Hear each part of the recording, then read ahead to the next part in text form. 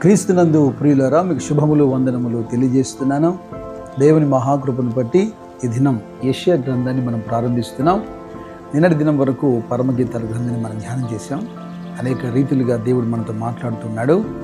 అనుదిన జీవితంలో ఇది ఎంతో ఆశీర్వాదకరంగా ఉందని నేను ఒప్పించబడుతున్నాను.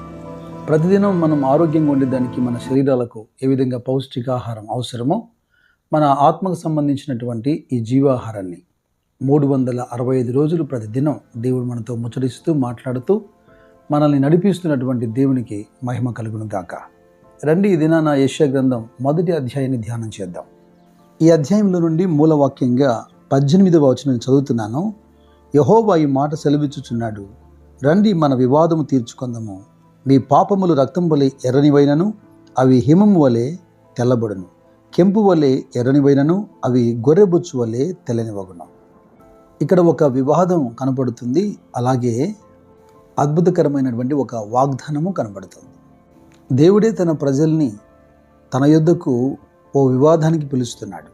యెషయా 43లో కూడా అంటాడు, 26వ వచనంలో, నాకు జ్ఞాపకం చేయము, మనం కూడి వాదింతము, నీవు నీతిమంతుడిగా తీర్చబడినట్లు నీ వాద్యము వివరించుము అంటాడు. ఇకపోతే మీకా ప్రవక్త అన్నాడు, దేవుడైన యెహోవాకు జనులతో ఒక వాద్యం ఉన్నదట, భూమి పర్వతములారా ఆ వాద్యము ఆలకించుడి అంటాడు. మనుషులతోనే సరిగ్గా వాదించలేని మనము దేవుడైన యెహోవా యొద్ద నిలబడి ఆయనతో మనం వాదించగలుగుతామా? నీవు మా మీద మోపుతున్నటువంటి ఏ తప్పిదములకు మేము జవాబుదారీతనం కాదు అంటూ మన పక్షాన ఏ న్యాయవాది వాదించగలుగుతాడు? ఈ అధ్యాయంలో వివాదాంశాలు చెప్పకుండా వివాదానికి పిలవట్లేదు. మొదటి 6 వచనాలు చూడండి.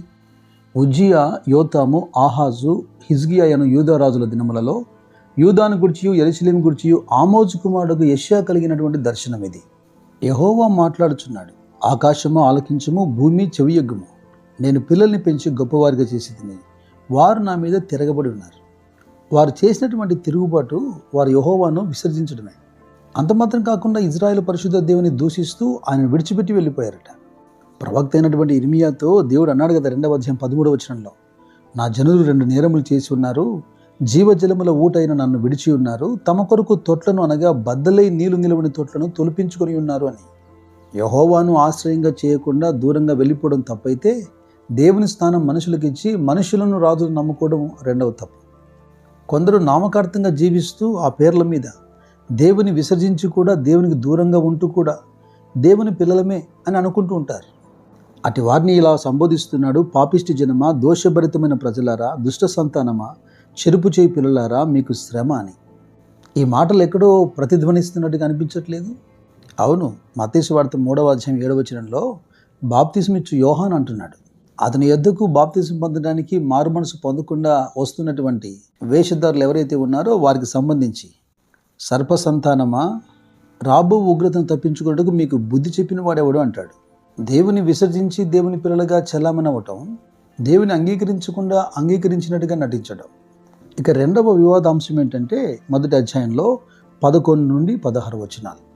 16వ వచనంలో, మిమ్మల్ని కడుక్కొనుడి, శుద్ధి చేసుకొనుడి, మీ దుష్క్రియలు నాకు కనబడకుండా వాటిని తొలగింపుడి అంటున్నాడు. ఆ దుష్క్రియలు ఏంటో వింటే మీరు ఆశ్చర్యపడతారు. విస్తారంగా బలులు అర్పించటం, దహన బలులు అర్పించటం, అంత మాత్రం కాకుండా నైవేద్యము, ధూపార్పణం కూడా అర్పించటం.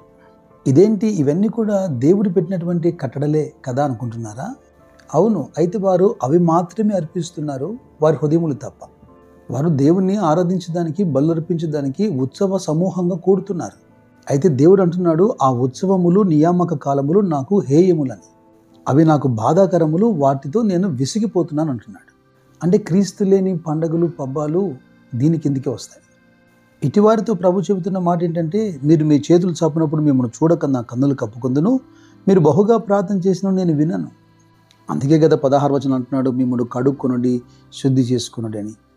అమ్మో, వివాదాలు చాలానే కనపడుతున్నాయి. అయితే దేవుడు కరుణా సంపన్నుడై ఉన్నాడు గనక ఆయన కోపించుచునే వాత్సల్యత చూపించేవాడు, బహుగా క్షమించువాడు. రండి మన వివాదం తీర్చుకుందుము అంటూనే ఏం వాగ్దానం చేస్తున్నాడు? మీ పాపములు రక్తం వల్లే ఎర్రవైనను అవి హిమం వల్లే తెల్లవగుతాయి. 19వ వచనంలో ఒక వాగ్దానాన్ని చూపిస్తున్నాడు చూడండి. మీరు సమ్మతించి నా మాట వినిన యెడల మీరు భూమి యొక్క మంచి పదార్థములు అనుభవింతురు అని. అలాగే 26వ వచనంలో కూడా మొదట ఉండినట్లు నీకు న్యాయాధిపతులను మరలా ఇచ్చేదను, ఆదిలో ఉండినట్లు నీకు ఆలోచనకర్తలను మరల నియమించదను. అప్పుడు నీతిగల పట్టణమనియు నమ్మకమైన నగరమనియు నీకు పేరు పెట్టబడను. ఇదిగో ఉజ్జియా, యోతాము, ఆహాజు, హిజ్కియా ఆ రాజులు పరిపాలిస్తున్న కాలంలో యూదా ప్రజలకు లేదా యూదా దేశమునకు దేవునికి మధ్యలో ఉన్నటువంటి వివాదం ఇదైతే, మరి పాఠం వింటున్నటువంటి నీ జీవితంలో ఈ కాలంలో నీకు నీ దేవుడైన యెహోవాకు మధ్యలో ఏమైనా వివాదాలు ఉన్నాయా? ఏలైనగా ఎద్దు తన కామందు ఎరుగుతుందట, గాడిద సొంతవాడి దొడ్డి తెలుసుకుంటుందట. ఇజ్రాయేలుకు తెలివి లేదు, నా జనులు యోచింపరు అంటున్నాడు. ఈ గుంపులో మనం ఏమైనా చేరి ఉన్నామా? నిత్యము దేవుని పైన తిరుగుబాటు చేసేటువంటి ప్రజలలో అలా తిరుగుబాటు చేస్తూ దైవగ్రతకులోనే పాడైపోయినటువంటి ఈ పట్టణానికి దేవుడు పిలుపునిస్తున్నాడు. వివాదం తీర్చుకునే పరిస్థితి లేదు, వ్యాజ్యమాడి నెగ్గే స్థితి అంతకంటే లేదు. పశ్చాత్తాపడి విడుదల పొందటం, సమ్మతించి ఆయన మాటకు లోబడ్డం. నిర్మలమైనటువంటి వెండి మస్టుగా మార్చబడిందా? శ్రేష్టమైన ద్రాక్షరసము నీళ్ళతో కలిసి చెడిపోయిందా? పరీక్షించాలి. కృతజ్ఞత కలిగి ఆయన మాట వినేదానికి ఈ వచనం వైపు చూడండి. 1వ అధ్యాయం 9వ వచనంలో, సైన్యములకు అధిపతికి యెహోవా బహు కొద్దిపాటి శేషము మనకు నిలపని ఎడల మనము సొదొమ వలె ఉందుము, గోమొర్రతో సమానముగా ఉందుము. మన అపరాధమును బట్టి ఒకవేళ శిక్షించి సొదొమ గోమొర్రలుగా తయారు చేసి ఉంటే పూర్తిగా నశించిండి వారు. ఇతరులకు ఇచ్చిన వాగ్దానాన్ని జ్ఞాపం చేసుకుని సంపూర్తిగా నాశనం చేయకుండా రామినెంట్ అంటారు, శేషము కొద్దిగా మిగిల్చాడట. కృపను నిర్లక్ష్యం చేయకుండా ఆయన తట్టు తిరగండి, అప్పుడు ఆయన మీ తట్టు తిరుగుతాడు. మన పరమ తండ్రి అయినటువంటి దేవుని ప్రేమ, యేసుక్రీస్తు యొక్క కృప, పరిశుద్ధాత్మ అభిషేకం, సహవాసం మీకు సదాకాలం తోడై కాచి కాబట్టి నడిపించును గాక. God bless you. God bless you.